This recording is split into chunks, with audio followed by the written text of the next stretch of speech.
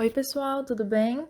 Meu nome é Maria Eduarda, tenho 21 anos, estou no 7º período da Faculdade de Medicina, né? Tem mais 3 anos aí pela frente até concluir tudo.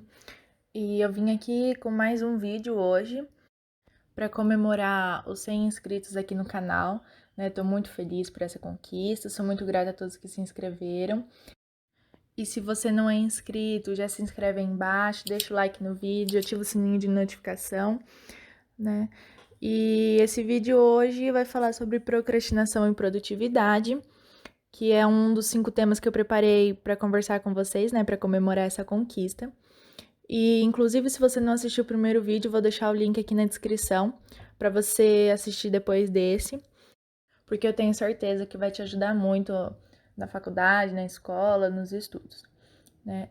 Então, eu pretendo abordar um pouquinho sobre esses 2 temas hoje, né? Eu vou iniciar falando sobre procrastinação e depois um pouquinho sobre produtividade. Então, vamos lá. Antes de entrar a fundo no assunto de como quebrar o ciclo de procrastinação, né? Eu acho importante definir para vocês o que é a procrastinação, né? Ela é uma ação que pode ser consciente ou inconsciente, né, de postergar ou atrasar algo. Pode ser uma tarefa, um compromisso, uma atividade, né, responder alguém. E essa atividade precisa ser realizada, né? Tem que ser feita. E isso é feito principalmente dedicando o tempo que você tem a outras tarefas, que na maioria das vezes não são tão importantes, né? E tenho certeza que são mais prazerosas. Por exemplo, ir assistir uma série e ficar mexendo no celular, no Instagram, Facebook, né? E a gente pode considerar a procrastinação um inimigo da nossa rotina e da nossa produtividade, né? Porque ela se tornou um hábito contraprodutivo tão enraizado no modo das pessoas serem, né? E que a gente acaba não conseguindo fugir dela e lutar contra ela demanda tempo, persistência, vontade, paciência, né? E é muito difícil. Mas o que causa essa procrastinação, né? O que faz a gente procrastinar? De uma forma geral, a gente se rende à procrastinação porque temos preferência pela recompensa imediata ou agora, né? E isso tudo é explicado pela ciência, inclusive eu já estudei isso em psiquiatria, né, na faculdade, mas não vem ao caso no momento, né? Mais pra frente, em outros vídeos eu explico isso para vocês, se quiserem, né? E por isso a gente tende a lutar contra essas tarefas que prometem, né, vantagens futuras, em troca desses esforços no presente. Porque é uma recompensa a longo prazo, o negócio tá longe, né, vai demorar para acontecer. E isso ocorre principalmente quando a atividade que a gente tem que fazer desenvolve sentimentos negativos, como insegurança, um medo, tédio, né? Mas e aí, como a gente pode quebrar esse ciclo de procrastinação, né? Eu vou dar aqui 7 passos, 7 dicas, né, que podem ajudar nesse processo, apesar de existirem muitos e muitos outros, né? Esses são 7 passos simples, mas se você pesquisar na internet, você acha um monte, né? E aí você vai adequando isso à sua rotina. O primeiro passo é nomear o problema. Isso é mesmo procrastinação? Né? Você tem que analisar isso, se realmente é uma procrastinação, você está deixando essa tarefa de lado ou apenas atrasando a tarefa, né? Podendo ser necessário ou inesperado esse atraso. Mas como assim necessário? Né? Você atrasa realizar alguma outra atividade porque você está dedicando o seu tempo a alguma outra atividade em questão, né? A um desenvolvimento de um projeto, ou estudando uma determinada tarefa, um assunto, se dedicando, aprofundando, né? E inesperado pelos imprevistos, circunstâncias externas, né? O segundo passo, a segunda dica, é começar a dar um pequeno passo, né, em direção às tarefas para deixar de procrastinar. Então, o objetivo desse passo é sempre definir pequenas metas para serem cumpridas, né? Completar micro-objetivos para dar uma sensação de realização e essa sensação vai servir como combustível para continuar trabalhando, né? Aí as próximas tarefas se tornam menos difíceis e estressantes e mais agradáveis do que você imaginava. Então, faz uma listinha, coloca lá, tomar café da manhã, tomar banho, escovar o dente e assim por diante. Né? Terceiro passo é gerenciar as emoções e não apenas o seu tempo. Mas como assim gerenciar as emoções, né? Quando a gente acredita que a gente deve estar com um bom humor para fazer alguma coisa, é uma armadilha que a gente mesmo cria que leva à procrastinação. E, consequentemente, é um ciclo vicioso, né? Isso é o suficiente para te impulsionar a procurar qualquer outra coisa, mesmo que mínima, para postergar a obrigação que você tem que fazer, né? E é sempre importante refletir sobre a razão real desse adiamento das tarefas, né? E tentar procurar técnicas, táticas de regulação emocional, de ver realmente se esse sentimento é de verdade ou se você tá fingindo, né, para postergar a atividade que você tem para fazer. O quarto passo é praticar procrastinação ativa. O que é isso? É dar preferência a atividades mais urgentes ou importantes, né? Então, esse método envolve colocar as tarefas mais urgentes e as que você tem mais medo no topo de uma lista e acrescentar outras informações, né? Outras atividades valiosas, mas que não te colocam medo, que não te colocam preguiça de realizar. E aí, como a gente acaba por evitar tudo aquilo que está no topo da lista, né? Você aproveita essa vontade de evitar aquilo ali para realizar essas outras atividades menores. E assim, conforme o passar dos dias, você acaba realizando todas as suas atividades, né? Você tem um sentimento de realização, de motivação, que te ajuda a realizar tudo o que você precisa, né? O passo 5 é valorizar o seu futuro eu. O que é isso? Né? A gente acredita que o nosso eu do amanhã ou da próxima semana vai ter mais energia, mais disposição, força de vontade para seguir adiante, né? Em uma tarefa que parece ameaçadora. Mas isso realmente não acontece, né? Porque a gente não muda num período curto de tempo, né?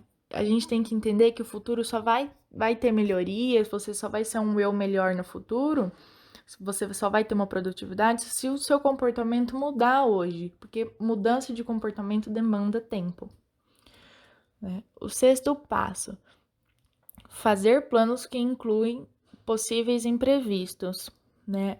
É importante a gente fazer planos para não procrastinar, mas que incluam imprevistos que podem acontecer no seu dia a dia. Eu já sofri muito com isso, a gente fica com um sentimento de frustração, de improdutividade, e é péssimo, péssimo, péssimo, péssimo, né? E adquirir atitudes baseadas em estratégias, né? Você fala assim, se não acontecer isso, então eu posso fazer aquilo. Ou se acontecer isso, eu posso fazer outra coisa, né? Você tem que tentar identificar antecipadamente os fatos, né? E tentar fazer um plano de ação em cima daquilo. E como parar de procrastinar depende muitas vezes de planejamento, a gente tem que cuidar do nosso ambiente físico, mental, para minimizar o número de situações críticas, né? Desligar a notificação do telefone, por exemplo, né? Se isso te distrai na hora que você vai estudar ou fazer alguma outra atividade. E o sétimo passo, né, da procrastinação é evitar se repreender. Porque no fim das contas, os sentimentos negativos funcionam como desmotivadores e impedem que você realize uma atividade com clareza, né? Quando a gente se sente mal, a gente não se sente mal só por estar adiando aquilo, mas porque a gente acaba lembrando das outras vezes que a gente procrastinou no passado, e isso vai alimentando os nossos sentimentos negativos, contribuindo para que a gente não realize a tarefa, né? Então é sempre importante ter compaixão consigo mesmo, se perdoar, né? E evitar essas emoções autodestrutivas. Bom, depois de anotar essas dicas sobre procrastinação, né? Como deixar de procrastinar, agora a gente vai falar um pouquinho de produtividade, né? E independentemente se você quer crescer pessoalmente, profissionalmente, passar em um concurso, uma prova da faculdade, conseguir aprovação no vestibular, você precisa se concentrar e se esforçar ao máximo para conseguir absorver a maior quantidade de informações que você conseguir, porque a gente sabe como é difícil fazer uma prova, né? Mas o problema é que isso é difícil, né? Não é uma tarefa fácil. Eu tenho certeza que vocês sabem disso. E se a gente sente que não está tendo um bom rendimento no aprendizado e enfrenta dificuldades no processo, a gente precisa ficar calmo, ter paciência, porque todo mundo passa por isso e a gente tem que ter mecanismos para burlar esse sistema, né? Então, eu vou dar algumas dicas para como aumentar ou manter a produtividade nos estudos, né? E atitudes simples ajudam muito nessa etapa. Então, a primeira dica que eu dou é montar um cronograma de estudos, né? Porque ao montar esse cronograma, você tem uma organização maior, procrastina menos na hora do aprendizado, né? Você consegue enxergar claramente em como a sua rotina pode ser moldada, né? Porque você consegue ver os horários que você tem compromisso, os horários livres, horário de descanso. E essa é de longe uma das dicas mais importantes, tá? A segunda dica é escolher um bom lugar para estudar, porque isso parece ser muito banal, mas o lugar que você estuda tá ligado, assim, 100% à sua produtividade. Eu sei que tem gente que prefere ambiente silencioso, eu sou uma dessas. Outros gostam de lugar com música de fundo ou lugares agitados com movimento, mas independente da sua escolha, eu tenho certeza que o local que você escolher tem que ser livre de distrações, porque só assim você consegue se concentrar. Porque a gente funciona como uma maquininha de foco, né? Se tiver alguém passando do lado da gente, o nosso cérebro já perdeu totalmente o rumo do que a gente estava estudando, né? Então, procurar um lugar com boa iluminação, arejado, de fácil acesso, evitar aparelhos eletrônicos, né? E pessoas te interrompendo a todo instante. Terceira dica: alternar a maneira de estudo. Você pode ter um método favorito de estudo, né? Você pode ter desenvolvido um método, mas se você insiste em usar apenas este método, isso pode ter o efeito contrário e se tornar improdutivo, né? Ao variar essas formas de estudo, você ativa regiões diferentes do cérebro e contribui para uma maior fixação do que está sendo aprendido, né? Então, cada matéria eu estudo de um jeito diferente, porque se eu estudar do mesmo jeito para todas as matérias, eu sei que eu não absorvo o conteúdo, né? Porque cada uma tem seu jeitinho de aprendizado. A quarta dica é fazer pausas regulares. Que muita gente pensa que estudar por horas e horas é a melhor maneira de aprender. Eu era assim, né? Mas aí eu percebi que isso se torna desgastante e me prejudicava muito no estudo, muito, muito, muito. O ideal é fazer pausas regulares, né, para descansar a mente, ter melhor resultado. Só que esses descansos têm que ser feitos com cautela, né? Você não pode se distrair, perder noção de tempo, porque aí você já perdeu todo o seu ritmo de estudo. A quinta dica é desligar as notificações das redes sociais, né? Todo mundo sabe, a gente precisa da internet para estudar, ver videoaula, ler alguma coisa, uma notícia. Só que se a gente não tiver cuidado, ela se torna prejudicial nos nossos estudos, né? O ideal é que a gente mantenha eles longe na hora de estudar. Aí você não cai na tentação de ficar abrindo rede social, né, para ver se tem alguma atualização, se alguém mandou mensagem. Mas se isso não é possível, desliga a notificação, pelo menos, das redes sociais, né? E tem as opções também de instalar alguns aplicativos que ajudam no estudo.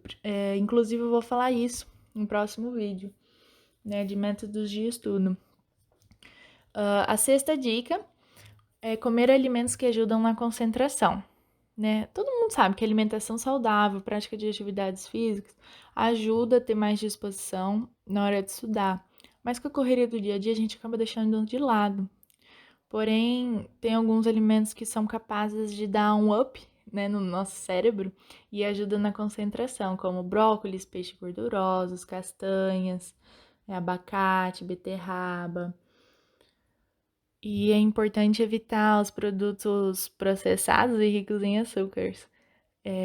Principalmente na hora de estudar, né? Que a gente pega um chocolate, uma bolacha, alguma coisa do tipo. A dica 7 é montar um grupo de estudos, né? Porque muitas vezes a gente tem dificuldade de entender um assunto, por mais que a gente se dedique, a gente não consegue assimilar o conteúdo sozinho, né? E contar com a ajuda de colegas nessa hora é uma maneira de tornar o aprendizado mais produtivo, mais fácil, né? E, afinal, cada um pode contribuir naquilo que é mais forte e sanar dúvidas um do outro. E a oitava e última dica é avaliar o seu progresso. Por fim, né, no final de tudo, você tem que se certificar se tudo aquilo que você tem feito até o momento está realmente funcionando, né? E se você verificar que esses métodos que você tem não está gerando bons resultados, não está gerando uma produtividade, um aprendizado, para e rever o que você pode fazer de diferente, né? Porque descobrir uma maneira de estudar algo é progressivo, você não vai descobrir da noite pro dia, né? A gente não pode desanimar, a gente sempre tem que buscar maneiras de aumentar a produtividade, porque a gente sempre vai ser recompensado lá na frente, né? Eu acho importante falar que manter o foco nos estudos não é perder o pique, né? É algo que exige paciência e muito esforço, né? Espero que essas dicas tenham ajudado, né, a manter o objetivo em mente, né? Porque o desafio se torna mais simples e rápido quando a gente tem alguém para ajudar, né? E é importante falar também que a tecnologia pode ser a sua aliada nesse momento, porque tem aplicativos que ajudam, né, a parar de procrastinar e melhorar a produtividade. E no próximo vídeo vou falar sobre eles, né, como eu falei anteriormente. E o vídeo vai ficando por aqui. Espero que tenham gostado das dicas e que ajudem vocês nos estudos e na vida. Me contem aí nos comentários se já utilizaram alguma delas. E nunca se esqueçam que começar é difícil, né? Mas a gente tem que criar um hábito e nos desafiar constantemente. Eu vou deixar aí na descrição alguns livros que falam sobre procrastinação, se alguém tiver interessado em ler. E muito obrigada por terem assistido e até a próxima.